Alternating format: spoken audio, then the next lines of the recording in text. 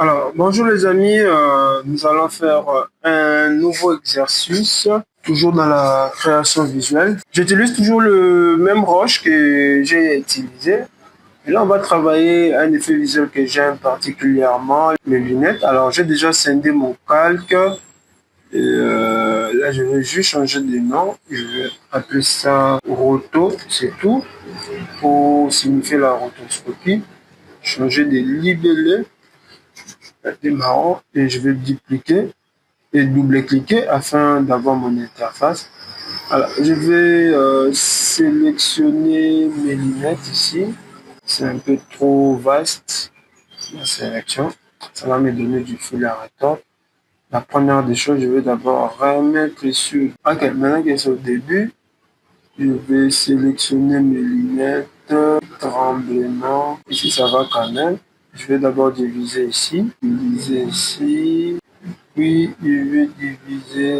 je vais supprimer ici. Ok, je vais supprimer ici, je vais supprimer également là, au bas des yeux, supprimer également ici. Et que là, c'est une erreur de sélection et je vais faire d'abord un clic droit et pour voir ce que j'ai. Je vais réduire ma taille ici. Alors, je remarque dans ma sélection, il y a un supprime le nœud ici. Je n'ai pas besoin du nœud. Je m'aurais juste resté avec les lunettes. Bon, il se fait qu'on peut également nettoyer, mais bon, je vous laisse par vous-même. Moi, comme ça me suffit. Comme je dis, j'ai pas vraiment besoin d'être précis du précis et je vais propager et pendant qu'il est en train de se propager, je vais déjà chercher l'effet colorama, je vais chercher l'effet colorama et maintenant que elle est finie, je vais geler ma rotoscopie. Alors, question de précision, vous pouvez juste prendre le 2 vitres de la rotoscopie ou bien faire un masque. Bon, moi, je préfère faire la rotoscopie parce que je n'ai pas besoin encore de faire des suivis des mouvements et tout. Alors, là, j'ai pris mes 2 vitres, mes masques, tout, propagation des effets de roto et améliorer le contour libéré pour mettre à jour. Je pense que je n'ai plus suffisamment d'espace. Je vais pouvoir supprimer plutôt comme j'avais dit, il faut avoir suffisamment d'espace quand vous travaillez parce que After Effects, déjà tout ce tuto que nous avons fait, il a pris 1 gigabyte libérer l'espace.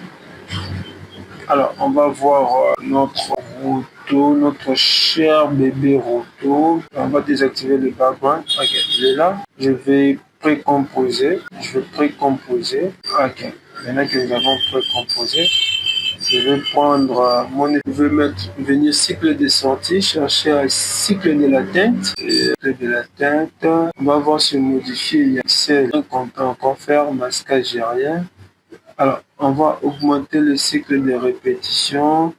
Ok, on va venir ici et on va avancer jusqu'à 2,50 ou bien même 3.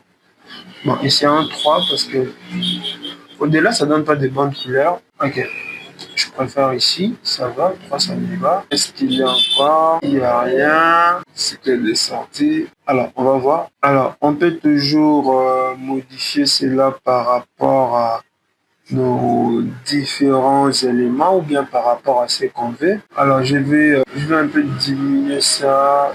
Je vais essayer d'abord d'augmenter pour voir ce que ça donne. Ou on passe des... Je trouve un peu mieux. Essayons d'augmenter un peu.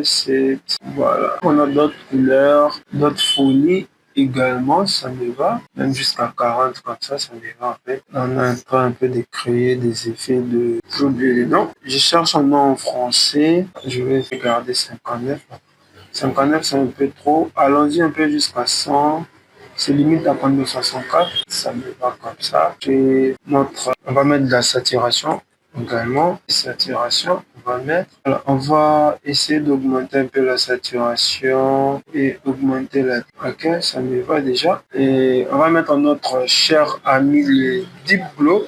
On va mettre notre ami le Deep pour illuminer tout ça. On va baisser un peu on va baisser notre Deep à 40. Voilà. Si on peut essayer notre effet de lueur, on va en marche. Si on peut chercher un autre effet de lueur, on va chercher lueur diffuse qui se trouve naturellement dans After Effects. Je vais mettre mon effet de lueur. Ok, ça va également. On va rajouter de l'intensité jusqu'à 1 point. Je n'aurais pas gâché la texture. Augmenter l'intensité. Baisser le seuil. Voilà, ça fait un peu du pina colada. On va rajouter un peu le glow pour voir. Alors, le glow, vraiment, il est de trop. On va le mettre un peu vers le bas. Ouais, j'aime bien avec maintenant le glow. Je vais baisser le glow. Le deep glow, je vais baisser le deep glow. Même jusque là. Alors, super. On va voir le là. Moi, ça me plaît. On peut toujours changer de paramètres à ce niveau, au niveau du colorama pour avoir d'autres effets d'hypnotiseur. Et là, on a fait le calcul. On peut toujours réduire l'arrière-plan on peut toujours réduire l'opacité de l'arrière-plan. Je vais juste réduire cela. On peut animer, mais je ne vais pas animer. Je vais juste réduire pour voir. Et là, c'est l'échelle. Je vais m'excuser, c'est l'échelle. L'opacité, c'est T. Afin que les lunettes ressortent vraiment. Et on met ça. Alors, merci les amis. On se retrouve pour un autre tutoriel. Et je vous dis de vous porter bien.